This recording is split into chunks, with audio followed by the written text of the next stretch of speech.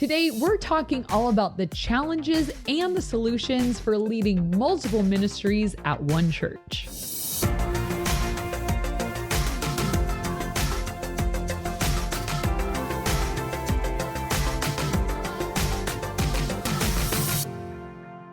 Welcome to the Ministry Coach Podcast, where we bring you weekly tips and tactics to help you fast track the growth and health of your youth ministry. My name is Jeff Lascola, and I'm here with the world's biggest dachshund lover, Kristen Lascola. I didn't know what you were going to say, but that is true. I am the world's biggest dachshund lover. Wiener dogs for the layperson, sausage dogs for the other layperson.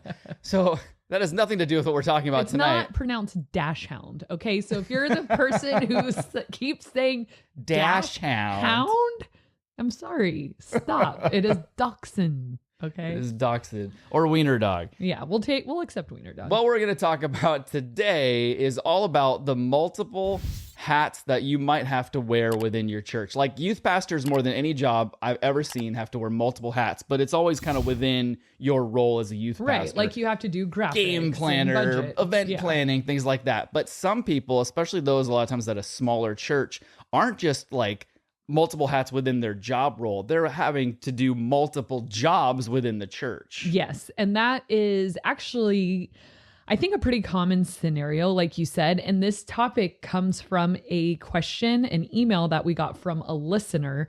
And she emailed me last week, and I thought, oh my gosh, that's so common and such a good question that I told her, just tune in next week and let's make this a whole episode. So she basically says, my church is small. My class is about 10 to 15 kids. I have preteen/middle school class, which I love, all caps, but that's not the position I was directed to. I think she means like, that's not why I was hired. She said, my title at church is kids ministry director, which there's another 10 to 15 kids. Do you have any advice for someone, me, on managing different positions at church? So she was hired to do children's ministry, and then they tacked on junior high to her job. And then lo and behold, no surprise from me, she loves junior hires because they're the best. And she's like, oh my gosh, I love this role, but it's not what I was hired to do. How can I manage both these roles? And I know someone right now, and you're probably thinking, that's me. That's what I do. That's doing junior high, high school, and young adults all at their church. And it's a fair sized church.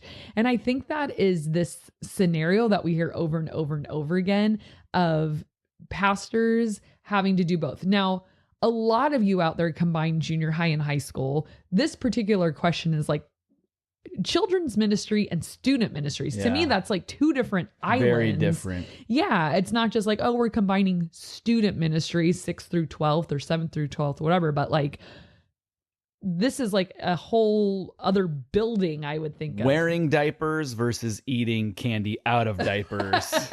There is a game. Yes. It's called Chaka Kaka. And you melt the candy bars into the diaper. This is a freebie. You're getting a free game right now. Is it Kit Kat? Is it Snickers? Is it Twix? I don't know. You got to eat the poop. When you are junior high or when you're youth ministry and kids, you have both ends of the diaper spectrum on that. Yeah. Warning, we did get an angry parent email about that game, and my mom highly disapproved. I'm just saying, but you can totally try. So here's why this is a problem, especially going like her problem being children's and students, one foot in both, is that these are completely different worlds that have totally different needs. Yeah. I mean, I guess we can make an argument that junior high and high schoolers have some of the same needs. I am the biggest like advocate of splitting those, and we've talked about that multiple times, but I think the reason it's such a big problem is because not only are the ministries so different, need different things, I just feel like that is a huge recipe for burnout and lack of job satisfaction, because I'm the kind of person, like my life motto, one of them is, if you're going to do something, do it well or don't do it. And I hate the feeling of I'm like flying by the seat of my pants, just barely making it, not doing a good job, but I'm getting it done. I don't feel any joy in my job when that's the mode I'm in. And if I had to lead an entire children's ministry, which by the way, most children's ministry is birth through 5th grade. Yeah. That is that's a 10-year child span. That's a lot. And then to have to lead another student ministry as a student ministry on top of that, like how could you be fully present in both? So let's talk. Well, you know what reminds me of? One year I had to help run a 4th and 5th grade camp, and I'm junior high or die, right? So I'm in this 4th and 5th grade camp, and the staff keeps talking about, we're going to open the camp store and sell bear claws. I thought they were talking about donuts. Yeah, that's what I thought. No, like literal bear claws, like something a wilderness explorer would get. Like it was like these little like bear claws that kids could tie onto a necklace. Oh, okay. You know what I mean? Like in arrowheads Yeah. and stuff like that. But they kept saying bear claws. And I was like, donut shop is open. And they're like, no, they can't have candy. They can't have sweets. I'm like, what kind of camp can't have candy and sweets? That's all we do. We get giant ice cream sundaes and share them before COVID. And it was like this weird world of where am I? And the kids would cry and get homesick and wouldn't eat their food and said everything was unfair and headshots didn't count. And I felt like this is a weird world. What am I doing here? So I can't imagine like this girl, like, this is your job every single week. Like you have to do both. And so I have a few solutions. Some might be more realistic for your context than others. But number one, it's hard to even say this one because the reason you're asking the question is probably because this is not an option, but it's still worth mentioning because I don't know how much leverage you have, but here's what you should try to do. I'm sure you've already thought of it. Really push to hire someone to do the one you don't want to do. So in this particular question, it seems like you have a heart for middle school. See if you can approach your senior pastor and advocate. It doesn't have to be full-time with benefits of 403B. You know, it just needs to be a part-time person that you can pay to do this job. Because here's the thing. I think a lot of senior pastors don't want to pour money into children's and students, but what they don't realize is that is the growth engine of the church. And we talked about that on a couple episodes back. Parents are willing to go wherever their kids are happy. And so this is going to be for the future and the longevity of your church. If you can figure out a way to pay a person to join your staff, to do children's, to take that off your plate, that would be the most ideal scenario. So if you've already asked and it's a no, I'd bring it up again. I would just make a really strong case for the health of these ministries, remind them this is a 10-year span, and then adding another 3 or 4 year span of ages on top of that. If we're going to, like, we're not just trying to babysit children. Like this is church. And speaking from someone in student ministries, and I come from a church that puts the most money, the largest percentage of their budget goes to children's and student ministries. And I think that says something when we're willing to spend money, that says that we place a high value on that. And if we have to skimp somewhere else, we do, because we realize this is setting up the future of our church. P.S. keeping your senior pastor employed and keeping the doors to your church open. Yeah. So if you can push for that and kind of encourage them, like, this will be an investment. We'll have to get strategic with our finances, but there's no way one person can be passionate and wake up thinking about both of these because they are so different. Yeah. I think you have a much better case if you're someone like her that is in children's and students rather than junior high and high school and they're asking you to combine them, because I think that's a much harder sell, you know, but children and students, like, oh my gosh, those things could not be more different. Yeah. So I think you need to push hard for that. If that is a hard no and the door is slammed on that and you've already exhausted that option, then we will move on to option 2. These are getting in terms of most ideal to least ideal. Okay. So the most ideal, somebody comes in, takes that off your plate. Here's the second best case scenario. Build a rock star team for both ministries, obviously, but start with the one that you would like to exit the most. So for her, it would be building a team, a really, really strong team of children's ministry coordinators, teachers, and volunteers. And I'll walk through that a little bit. So think about, who do you already have? Who's already invested? Who already comes? Who's already helping out? And make a list of those people, and then start to pray and think over who you can recruit and who you can train. Because what you're looking, and I mean, God might send you that person if you pray and pray and pray for God to send you this person, because what you're looking for is one key super volunteer who's high capacity, that they would answer to you, like you would oversee them, but you would not have to be present for the ministry to run. Because honestly, I don't know how she's doing the weekends. Yeah. Like you can't be in two places at once. So I don't even know how that is working unless you're combining all of those. Which, please, if that is what you're doing right now, cease and desist. Stop immediately. Children and students 100% shouldn't be together. Anything is better. The junior hires joining It's not safe. It's not. Junior hires joining their parents for service would be better than you combining birth through 8th grade together. Just don't. Stop it now. Are there no games you could play with a 3-month-old and a 8th grader? Hot potato with a baby. Maybe. I think you're onto something. Yeah. You just pass the baby around the circle. Everybody wins. So where were we? Okay. So if you can't pay this person a salary, then you might need to get creative. If you can't convince your senior pastor, put them on payroll, then maybe what you could push for, this sounds so cheesy, but hey, it's something, a gift card once a month. So, or if they're a taxed out parent, exchange them for free babysitting. So you can say, hey, I'll watch your kids twice a month for free, you know, if you're willing to step into this coordinator position, or give them like $100 to Amazon once a month.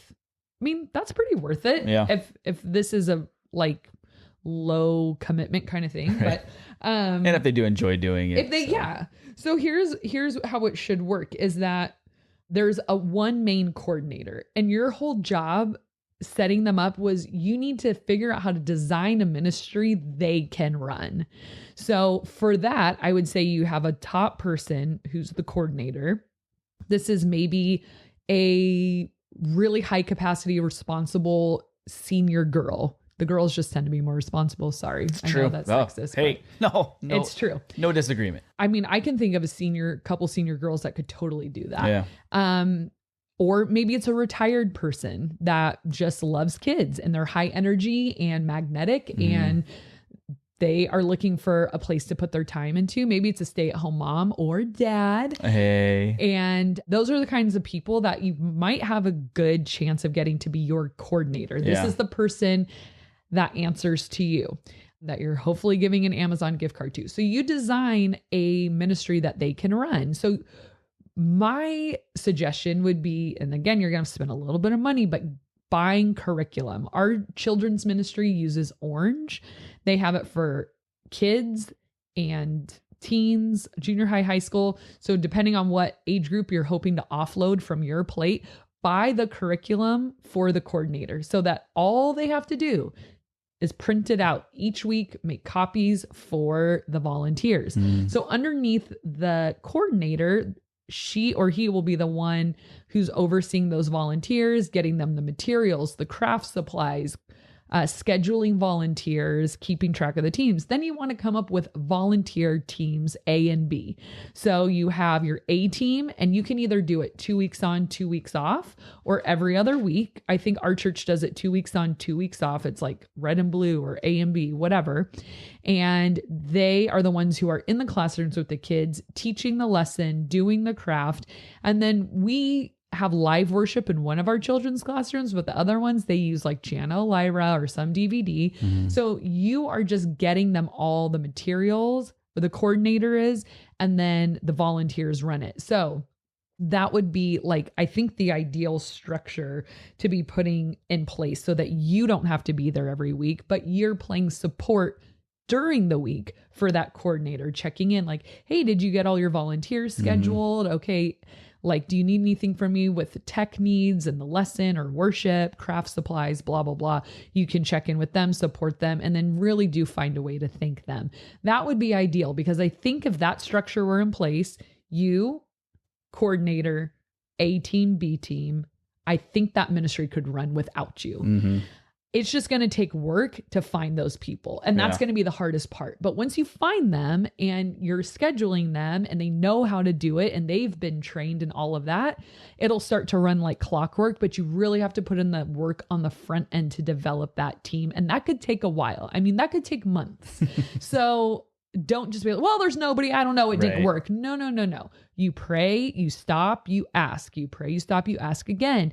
Oh, this person, I thought they, like, I've had so many times where I'm like, God answered my prayers. Somebody came to lead the 6th grade boys small group. And then they're like, I can't do it. You're like, God, I thought you were answering my prayers, and I was like, all right, try again. God, who is this person? That's what I'm looking for right now. 6th grade boys small group leader, if you know anyone. So, I mean, I have 2, but the group is so big, they need co-leaders. So it's just, we need people constantly in ministry. So that would be the second most ideal situation. And that person, that coordinator, you would treat them like they're on your staff. Oh yeah. Like they would be like staff. Another, you mentioned Orange curriculum. Another one you can use is Grow curriculum. And I'm not sure. Does Grow have it for children though? They do? I'm almost positive. I thought it was do. just students. Okay. No, I think well, you'll have to double check. We'll link it down below in the description. And I'm not positive about Orange, but I think Grow will work with the size of your budget. I know they're really flexible on that. So it's something to check out if nothing else. So yeah. It's great. They have a lot of resources. Okay, so number 3, this is the last and worst choice. And I don't even know if we should quit. Oh, that'd be number 4. This is not recommended, but I guess we have to put it out there as an option. So I was trying to put myself in this position of I'm in a volunteer desert, and I've tried for years to get this coordinator. And quite a picture you're painting here. I know, I'm a storyteller.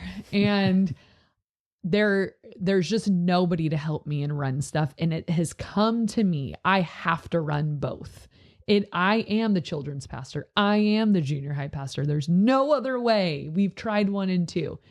I highly doubt 2 wouldn't work. Okay. But if it doesn't, here we are. I would at least try to build a killer volunteer team for both. So maybe I am the head of both, but I have a killer volunteer team underneath me that can take the ball and run with it, and that I feel highly supported by, and that we can run alongside each other, because you need people to do ministry with regardless. Yeah. Okay. So you shouldn't be the only person in the room for either one of these ministries. Hopefully there's a few other very capable and fun and invested adults that love children, students, and the Lord with you. Okay. And then I thought, how would I manage both these jobs? Well, I thought I would spend half of my week on children's and I'd spend half of my week on junior high. Fill in the blank for your context, right? So the only code that is hard to crack is the weekends, because I don't know what to do. I don't know how you can be in 2 places at once. Yeah. So that is a whole difficult thing, because again, please stop immediately if you are combining all of these age groups. That is called like pandemonium, and it's called babysitting. That is not ministry. There is no way true life change is happening in that context. It's hard. I would venture to say that's impossible. But maybe they're like, no, we have students getting baptized every week. Yeah. I feel like all you're doing at that point is maintaining, right, trying to keep your head above water. Yeah, like what? And our children's pastor has a pet peeve when people call it childcare, and she always stops them. She's like, it is not childcare. This is children's ministry. This is church. Like, we are teaching them stuff. You just called it daycare, so I'm gonna call you out on that. So they get, well, I was saying that's what it would be like. I didn't say it was, but at our church, backpedal. She gets so mad though, because it's true. No, I can understand that. So anyways, here would be your choice. You would have to have a volunteer run one or the other. If it's student ministries and you have to combine, I wouldn't say stop immediately. I would say work toward a solution to split those up, even if it's like high school goes in with the parents on the weekends and you run a separate midweek program. I think if you're in a junior high school context, that's what you'd have to do. Like I do junior high on Tuesday and high school on Thursday. But the weekend, I think you would either say, well, we have no choice to combine, or send one in with the adults, which would have to be high school. And obviously this podcast is really big on the growth of your ministry, whether it's, the size and the health. I think you need both, obviously. But once you start sacrificing, well, we're not going to have a high school Sunday program, that's cutting off not all your growth, but that's cutting off the potential for growth there. And so anytime you're kind of like, well, we can't do this or we can't do that, and not looking towards those solutions, that's handicapping your ability to grow. It's like a recipe for stagnation. Yeah. It's like you will have a few kids and that'll be that. But like, again, this is where the church grows, right? Because those high schoolers become college and those become young families and they have kids, and that's what fuels and grows the church. So if you're neglecting them and being cheap and chintzy, senior pastors, not you, then, like you reap what you sow. Yeah. Like, are you investing in the future generation of the church, or are you just stuffing them in a room with Veggie Tales and hoping that the parents will be happy and keep coming because their kids are taken care of? Or are you producing, like, my passion is for kids to love church. And this is a true story. One of my kids got COVID recently and his dad he texted me, can I please come do this event? And I said, no. I'll wear a bubble. I said, no, you can't come. I'm so sorry. His dad was like, he was bawling. Oh. Like he was crying. He's like, Kristen, oh my gosh. He goes, I was sad for him, but I was so grateful to think my kid loves church so much that he is in tears over not being able to come. I have kids who come to every weekend service and hear the same message and play the same game because we do it identical. Saturday night, 2 Sunday morning services. They're there at all of them because they can't get enough. Not because I'm so great, but because we have invested in people who wake up thinking about their particular ministries. Yeah. I give it all to junior high. Our children's pastor, she gives it all to children's. High school, the same. And so it's like that is going to pay dividends. If you're at a church who doesn't value these young people, it's going to be really hard for you to be that's your job. Right. And if they don't value it, anyways, I always get all fired up at the end of the episodes. But honestly, if you are having one foot in each ministry too, think about this. You have no margin. You have no margin to dream, to be creative, to hone your skill, like to be an expert of your age group. You will just be in the business of maintenance, And I think the church deserves better than that. There's a saying that says, if you chase 2 rabbits, you will catch neither. Mm-hmm. And it's so true because it's like, oh, well, if I go after this one, I'm not going to get that one. If I go after that one, you can't do 2 things like that. You can't. At your full capacity. Right. It'll be maintenance at best. And you won't be satisfied. Right. Because a lot of pastors, they're not created for that. They want to see life change. But if you're in a season where you have no choice, again, I would just split my time. Like, okay, Monday, Tuesday, Wednesday, I'm going to do all student ministries. Thursday, Friday, I'm going to focus on children's. Right. And but it just even when you try to make it happen. Even when you dissect it like that, like what do you say? Monday through Thursday or Monday through Wednesday, I do children's, and then Thursday, Friday, I do, or vice versa. Whatever. But like, okay, Thursday, Friday. Imagine what more you could do if you were just focusing on children's. If you had a Thursday, Friday, imagine how much more you could do with student ministry if you had a Monday through Wednesday or whatever. Right. Anytime you're sacrificing a day. I mean, this is just we're beating a dead horse here, but you can kind of see the point. In this context, she said she has 10 to 15 in both groups. When I first started, I was only doing junior high. I had 11 kids. So, and that was all I did. Right. Junior high, full time. I didn't get paid a ton, but that was my job. So I think sometimes the church has to hurt somewhere else financially in order to see the future of what is worth it. And it's always kids and students. That's a thriving church.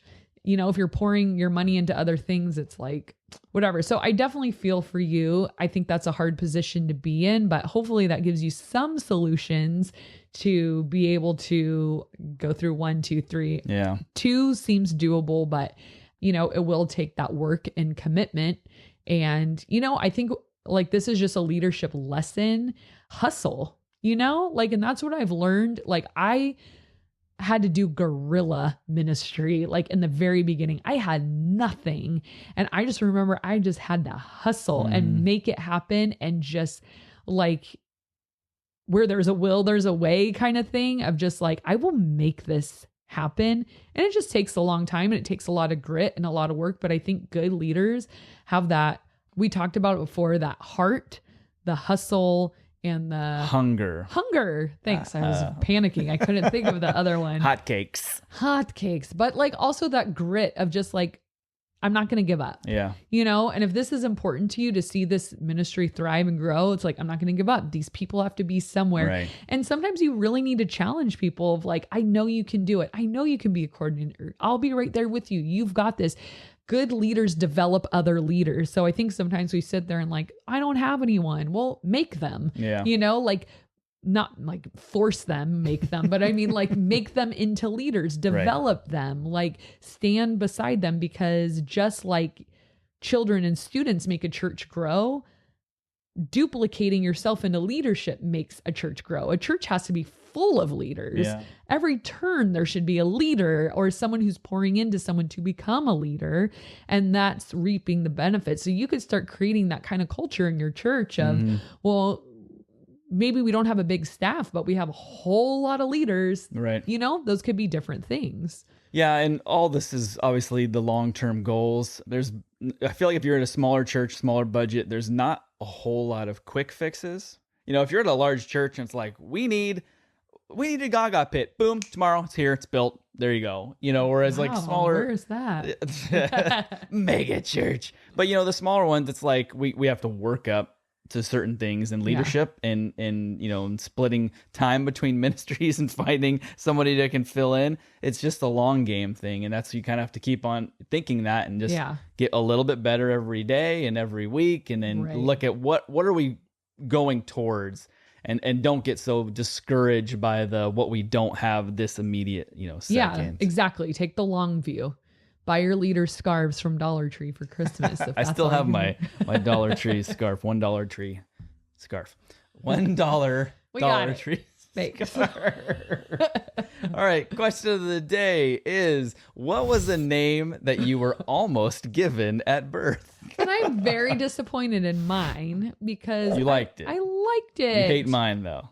I hate yours. But my mom wanted to name me Eden. And I was like, how beautiful and different. And I'm Kristen, which is so 90s, 80s, whatever, which is fine. But your dad kept calling you Christine the other day. I know. I think he was having and he corrected himself several times and still went with Christine. Christine. But you know why I didn't get named Eden was because of him. He told my mom no. So that's the thing. But here's the thing. Also, he's been spelling my name wrong most of my life. Yeah. Because it's E-N, not I-N. You know, whatever. Kristen struggles. Mine was... It's two names. It's first and middle. We should preface this by saying you're Sicilian. I am Sicilian. My family is Sicilian, and it makes more sense when you say that. The name, and there's nothing wrong with these names. Nothing. If this is your name, nothing wrong with it. It just, I don't know how well I would have fit this, but we wouldn't be married. Probably not. Mario Giuseppe Lascola. I thought it was a Giuseppe. Well, whatever, how you want to pronounce it. Maybe I Americanized Mario Giuseppe. Yeah. Yeah, I think Mario is a completely fine name, but I really feel bad for anybody that grew up during Nintendo. I know. age. That's all I could think about. Mario. Yeah. Boing, boing. And also, the flip side of it is like, I picture you with like your a gold chain, buttons unbuttoned, and your chest hair coming through, and a gold chain. Hey, it's Mario Giuseppe. Maybe you work, I don't know, at a pizza place. You're Italian too. I am Italian. We're both Italian, but I mean Mario Giuseppe. Yeah, like you can't that's get much too more much. Italian than that. Oh, let's do a community comment of the day. This comes from Kaylina Carlson, who says, "Hey, thank you for another great episode." That's not what it says at all. It says, "Hey, thank you for another great video. I started my first job as a youth pastor 6 months before the pandemic. And this podcast Ooh, this podcast has really helped me start and grow my youth group in the midst of a pandemic. And it has even been a great source of encouragement. Thank you." Aww. Yay, thank you, Kaylina. Yeah, that's exciting. That we did start this, like, it was literally right at the beginning of the pandemic is when we started. And it was, I remember thinking, like, this will be over in no time. I remember emailing. Make such a big deal about this. I would email the parents each week, like, we're on week 12. And then I just stopped. I just got I'm sad. Like, this could be 12 years. Yeah. Okay. The rest of our lives. Yeah. Hey, well, if you guys got a lot of value out of this episode, make sure you hit like and subscribe. And we would love it if you would leave a review on our podcast, wherever you're listening. Spotify now has ratings. So if you're listening on Spotify, please give us a 5-star. They didn't do that for the longest time. I know. I'm laughing because he sounded like such a geek, like, Spotify now has ratings. Hey, Mario says Spotify's got ratings. So yeah, if you're listening on Spotify, I hope you would give us a good rating. Do you know what's funny about ratings? Totally off topic. Is when when there's a 5-star system and they'll do like 1 star and it'll be like, love this so product or whatever. You're like, I don't think you understand the star rating system. Is there a question of the day? We already did. Rewind. No. All right, you guys, thanks so much for watching and listening, and we'll see you next time.